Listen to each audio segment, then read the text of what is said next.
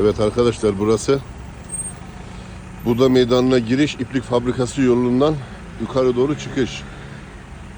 Mer Plaza'nın kavşaktaki trafik.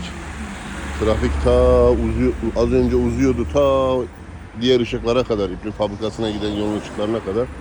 Şimdi biraz duruldu, demin çekemedim. Yani Erzincan'da böyle bir trafik görüyorsunuz değil mi? Herkes ağlıyor, kan ağlıyor, para yok, pul yok. Ama arabalar sıfır, arabalar çok.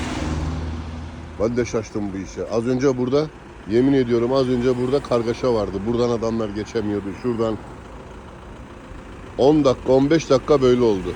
Kamera çekmek sonradan aklıma geldi. Yetkililere duyurulur.